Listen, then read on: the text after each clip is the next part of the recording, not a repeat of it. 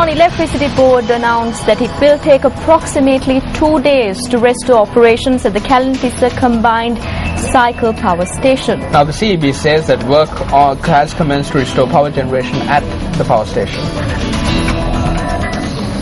A section of the combined cycle power station at the Kelanitissa facility shut down on Thursday owing to a technical fault. 55 megawatts of electricity has been lost to the national grid as a result of the breakdown. We are mainly using the thermal power plants as such. In the recent past, we were using the KCCP, that is Kelanitissa combined cycle plant, both the gas turbine and the steam turbine. So actually at this moment the steam turbine is stopped, but the gas turbine is running. So there is, I can't specifically say whether there is any loss to the system. Power sector trade unions allege that the burden of this breakdown too will be borne by the public. When our power stations break down, we must purchase electricity from the private sector at an exorbitant cost. This burden too is borne by the people. On one hand, at times, there are allegations that this happened owing to weaknesses in the maintenance process. There can't be any specific maintenance for cable lengths. Periodically we can check the insulation level, but there is no specific maintenance when you consider underground cable as such. The Ministry of Power and Energy too accepts that the non-functioning of this power station will lead to increased cost.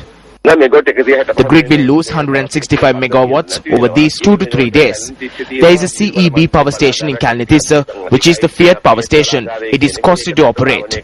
That is now functioning and generating power. There will not be a power shortage.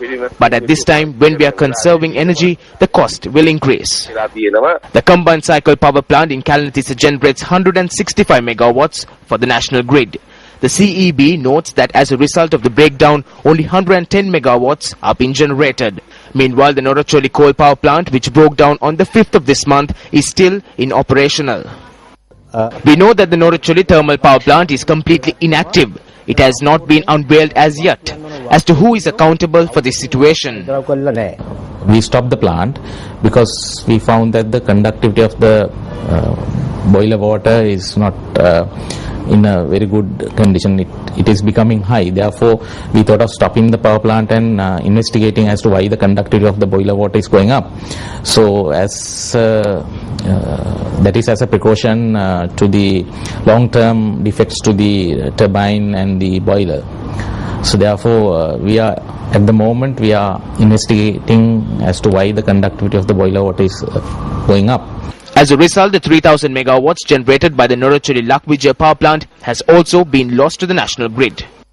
But what we have to remember is that for each kilowatt hour that is lost from Noracholi has to be produced using an oil-fired power plant, which is at least 10 rupees more expensive for a unit of electricity.